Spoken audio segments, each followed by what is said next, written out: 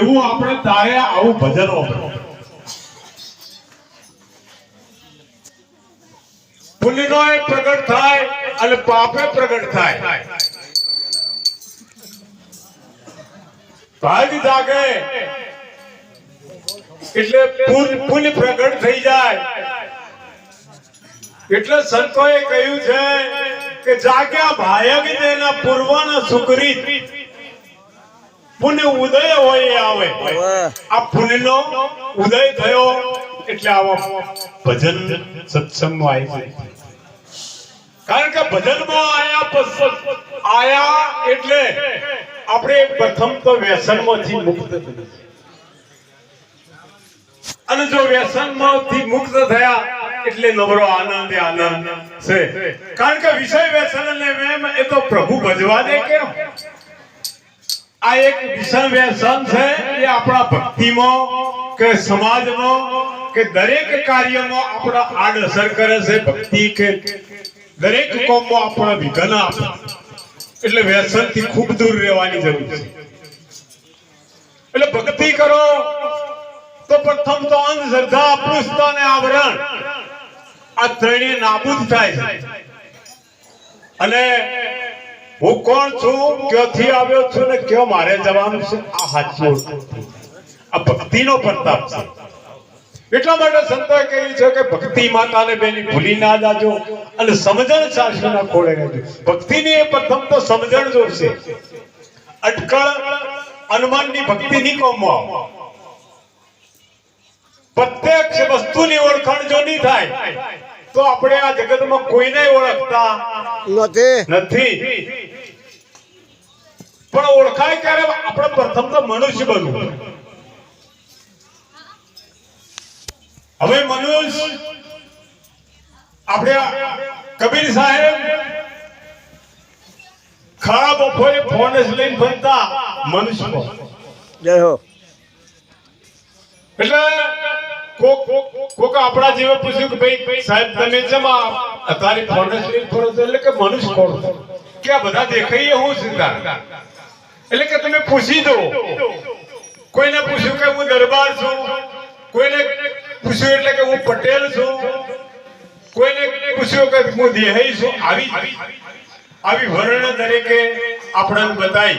પણ મનુષ્ય પદ છે સદગુરુના સાનિધ્યમાં જઈએ એટલે પ્રથમ તો આપણને એકદમ મનુષ્ય બનાવે. ચારે વર્ણથી આ મનુષ્ય પદ છે ને એ નિરાળું છે. એટલે મનુષ્ય બની અને ભક્તિનો લાવો લેવાનો મનુષ્ય બન્યા છે. કોઈ વર્ણ ભક્તિ ના કરી શકે, એક મનુષ્ય ભક્તિ કરી શકે. જય હો. ઊંચ નીચના ભેદ દરેક જે ભેદો પડ્યા છે એ સદગુરુના સાનિધ્યમાં જ્યાં સિવાય આ ભેદની નિવૃત્તિ ના થાય. એટલા માટે ગુરુ શા માટે કરવા પડે? ગુરુ કરવાથી આ ભક્તિની સમજણ પડે છે. એટલે મિત્રો નવધા ભક્તિ 9 પ્રકારની છે. એ નવધા ભક્તિ કરવા માટે પોતાની ઓળખાણ ના થાય, એનું આપણને કદાચ થઈનું ફળ મળી જાય. એટલા માટે સંતોએ કહ્યું છે કે જાગ્યા ભાય જેના પૂર્વના સુકૃત પુણ્ય ઉદય હોય આવે. એટલે એક વખત નિકુળ રાજા અને એમના ગુરુએ પૂછ્યું કે તમે એવું તે કયું કર્મ કર્યું તે તમને હસ્તિનાપુરનું રાજ મળી ગયું. જય હો. એટલે નકુળ રાજાએ કહ્યું કે હું પહેલા તો હું શુદ્ર સમાજમાં મારો અવતાર હતો અને ઘોર જંગલમાં રહેતો હતો અને ઊંધા મસ્તકે હું તપ કરતો. એક ડાળી પર ઝાડની ડાળી પર પગ અધર બાંધેલા અને માથાની નીચે સોપારી મૂકી અને હું તપ કરતો હતો.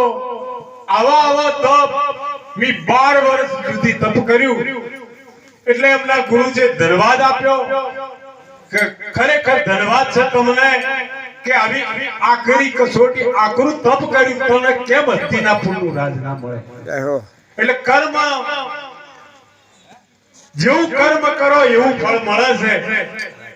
એટલે આગળ વાણીમાં પણ સરસ કહ્યું, રામજીના સંગમાં ગુરુજીના સંગમાં આત્મરામ ઓળખાય.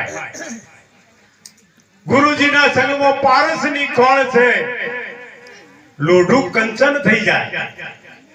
આ મન છે ને એ લોઢારૂપ છે, અને એને સંતોના સાનિધ્યમાં જઈએ તો મનનો મેલ ધોવાય ના, કે કદી મનનો મેલ ધોવાય હોય નથી. એટલે સંતોને સંગત મરણ ના મૂકીએ. આ પર ઉપકારી સંતો સરોવર ને સંત જન ચોથા વર્ષે મેઘ પરમાર્થના કારણે ચારોય ધરતા દે. એટલે બીજા બધા પરમાર્થી કરા, પણ ઝાડ પરમાર્થી કરતો એના નેચે જવું પડે. આપણે ફળ લેવું હોય, ફૂલ લેવું હોય, એના સોએ બેહવું હોય તો એના પાસે જવું પડે. સરોવર કરતા ઝાડ થાય, સરોવર કરતા તળાવ, તળાવમાં પાણી પીવું હોય, કદાચ નાહવું હોય,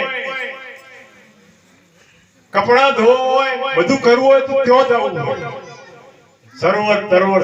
અને સંત ચોથા વર્ષે મેઘ, જો મેઘ પણ વર્ષે એક સમય આવે અને કદાચ એક સમય પાકને ઉઠી નાખે, એની મરજી થાય.